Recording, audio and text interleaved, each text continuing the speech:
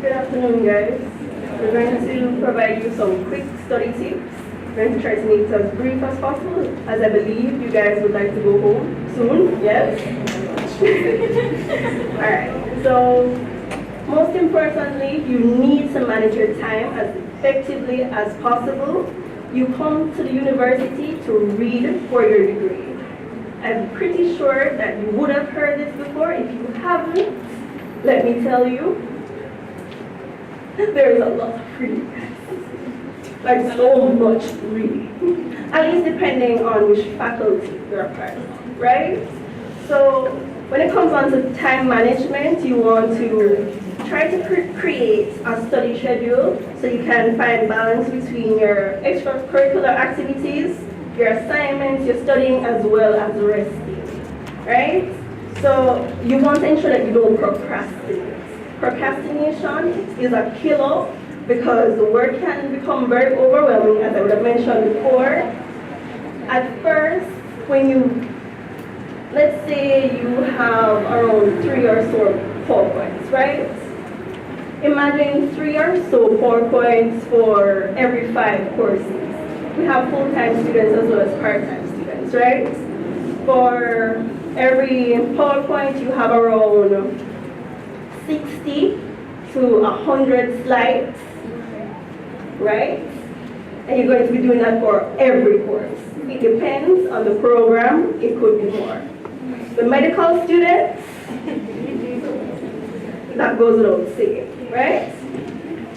So you want to balance it. You have to ensure that when you leave the university, you are a well-rounded individual. So you don't want to just focus on your studies.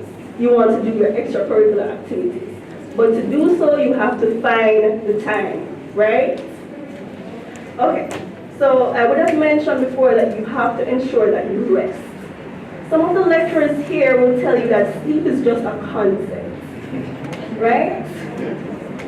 For some of your programs, I'm not going to lie. It is very true. It will prove to be very, very taxing, but if you find balance between everything, you can get around 5 to 6 hours sleep, minimum. I would recommend that you try your very best to make the 5 to 6 hours the minimum. But the only way you can achieve this is if you actually schedule out everything to the best of your ability. Yeah? Alright. So, as well as for the presentations that I would have recommended before, you have to ensure that for the lecturers that decide that they're not going to spoon feed you, welcome to the University of the West Indies, guys. You will have to make your own notes. They will not wait on you to do so. The slides come up, they speak. No, they're not reading from the slides, guys.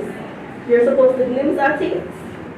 Make what necessary notes, make it as brief and as concise as possible, right? Make it as reader-friendly as well. Keep your notes well guarded, especially when it comes on to the exam period. No, I'm not saying that they will steal your notes, but things tend to go missing.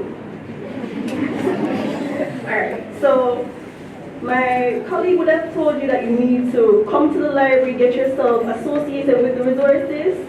You want to ensure that at the beginning of each semester, along with your course outline, you want to have access to your books, your journals, as well as your exam papers, right? Because this will come in handy, especially when it comes on to mid-semesters and your final exam, where you're going to want to review. No, you don't want to wait until the night before. And you most definitely don't want to wait in the final week, because I would have told you before that it piles up, right? So you want to ensure that you have a concise and well organized. Along with that, you want to ensure that at the end of every class, this is the ideal situation, but that is not going to happen for most people. You want to ensure that you review your notes. Especially for my accounts majors, you want to practice, right? So practice is key, as well as practice, revision, and you want to ensure that you don't procrastinate, guys. It is a silent killer. Your GPA will go from a 3.9 to a 2.5. And nobody wants that to happen. Right, guys? Nobody wants that warning letter. Mm-hmm. Bye, guys.